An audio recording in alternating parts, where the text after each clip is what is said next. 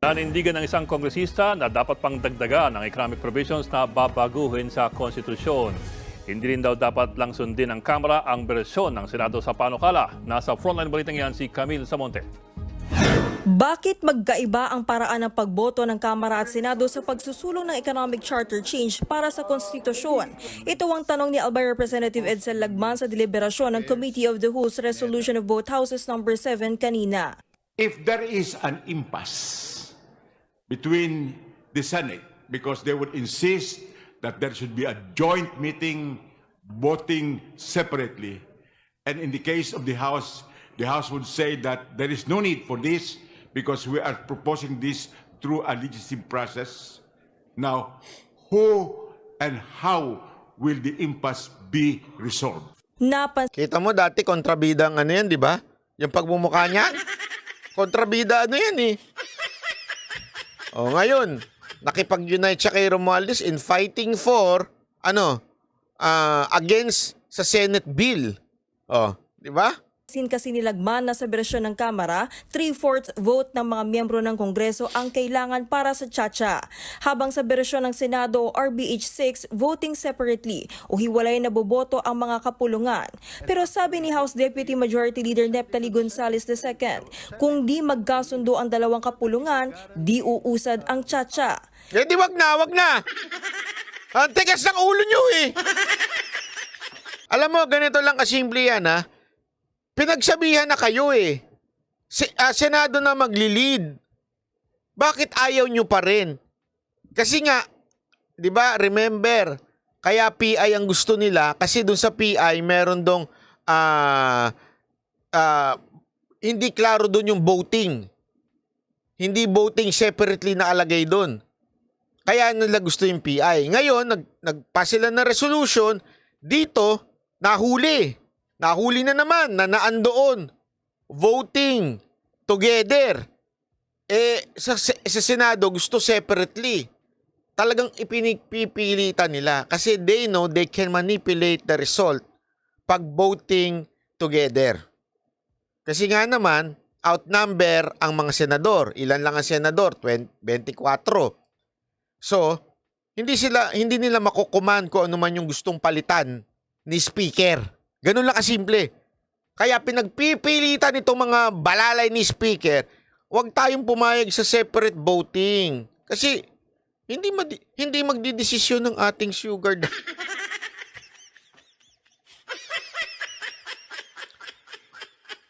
Paano naman ang ating Panginoon? Hindi siya magiging Panginoon pagka voting separately. Di ba? Yun ang totoo eh. Oh. Sa House hearing din, tila hindi pa rin sumusuko ang ilang kongresista sa pagsulong na dagdagan ng aamyendahan sa economic provisions. Si Cagayan de Oro Representative Rufus Rodriguez, giniit na di lang dapat sundin ng Kamara ang bersyon ng Senado. We cannot really say that we have identical resolutions. We are still in the process of debate in this hearing because, Mr. Chairman, I believe that... I believe in the future! Pag ako talaga naupo dyan, iba rin ang speech ko dyan, I believe that each one of you is rotten. Yari ka. Ilapong ka sa labas niyan, no? Should not just follow what the Senate has done on only 3 amendments. And if we limit our amendments, Mr. Chairman, just because we want to fast track and have the same amendments as the Senate, then we will lose this opportunity. Sa economic chacha, Isipin nyo, ayaw talagang pumayag. Ayun na, lumalabas sa sariling bibig nila eh. Wag natin ilimit yung amendments sa economic. Marinig ko na yan. Talagang meron pa silang ibang gustong baguhin. Ano yon? Ano yung gusto nyo pang baguhin? Bakit di nyo lang sabihin ngayon sa taong bayan? Gusto nyo ng extension? Yun talagang totoo dyan.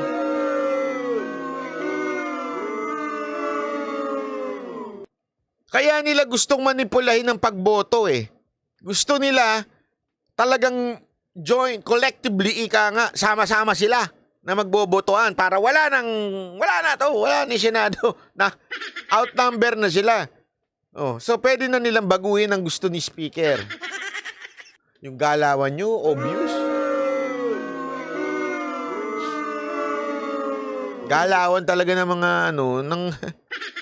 Version ng Senado, 3 probisyon may kinalaman sa pagpapaluwag sa restrictions sa pagmamay-ari sa ilang public utilities, mga eskwelahan at maging sa industriya ng advertising ang nakapaloob. Pero giit ni Rodriguez, dapat payagan pati ang exploitation at exploration ng natural resources, maging ang foreign media at land ownership. Ikinabahala yan ni ACT Teachers Party List Representative Franz Castro. Pagdating dito, ang daming mga ina-amend na wala naman doon sa original na committee report. So yun po yung worry ng kinatawang ito, Mr. Chair. Kaya kung 3 lang ito ngayon, baka maging 8 na yan. Yan. Nagpapataas ng yan. Ano ginagawa niya? Kumukontra siya? Nagpapataas yan. Di pwede to. Papalag kami dito. Alam mo, akala kasi nila kakampi nila to. Sa totoo lang magaling to. Sanay ho yan eh. Tandaan ninyo, sa bundok, ang galing nila mangganon eh. Ng mga kumpanya eh. O, gusto niyong proteksyon. Dinadala nila ngayon sa Congress. Gusto niyo ng para tumaas ang gusto niyo, supportahan namin kayo. Ay, hindi, kung ayaw niyo, lalabanan namin kayo. O, sige, gusto niyo, unity tayo. O, sige. Ito. Ito namin. Asking. Pagdating ng approval natin. Target ng Kamara na maaprubahan ang economic tsa-tsa bago ang Holy Week break. Nagbabalita mula sa Frontline, Camille Samonte, News 5. O, diba? Naku po, delicates talaga ito. Diyan pa lang sa balita na yan, lumalabas na talagang meron silang hidden agenda. Hindi lang economic provision. Tama talaga si Pangulong Duterte. Tama yung speech niya. Alam mo, kasi marami nagsasabing, ang dami-dami nagsasabing komento tungkol sa speech ni Pangulong Duterte. Hindi nila magets talaga eh. Hindi nila magets na this time, the PRRD was talagang focus on that simple fight. Ano ho yun? Ayaw niya talagang pagalaw yung konstitusyon kung babaguhin ang mga termino. Una yun. Pangalawa, paulit-ulit niya sinasabi yan. Noon pa yan hanggang ngayon. Hanggang nito Cebu sinabi niya uli. Kung babaguhin man ang konstitusyon at kung magkakaroon man ng mga change of limits, hindi ngayong administrasyon na to ang makikinabang. Dapat yung susunod. Di ba? Sa tingin ninyo, papayag si Tamba kung yung susunod, alam niyang talo siya. Hindi, totoo naman eh. Alam mo, survival na yun si Tamba. Kung ikaw, ito na lang. Kung ikaw na ang pinakamayamang, halimbawa lang ito pero hindi ko sinasabing ganito si Tamba hindi ko siya dinidefine as sugar daddy Pero kung ikaw na ang pinakamayamang sugar daddy, and yet, halimbawa lang ito sample, hindi ko sinasabing ganito siya. Kunwari, pakalanan na natin, si person B. Ayan, si person B. Hindi ho ito, si person B, ikaw. Ikaw na ang pinakamayamang sugar daddy. Ikaw na ang pinakamalupit. Ikaw yung parang Chubby Chingson. Parang ganon. Hindi ko sinasabi si Chubby Chingson, sugar daddy, Kunwari, ganun kakayaman.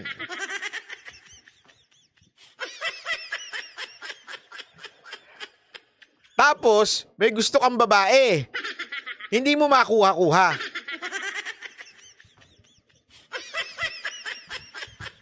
Kahit ikaw ng pinakamayamang sugar daddy.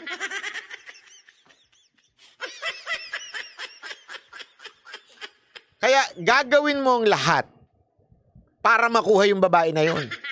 Kasi hindi ka papayag Anak ng wedding, ako na pinakamayaman Ako na ang pinakamalupit. Ako na si Manong.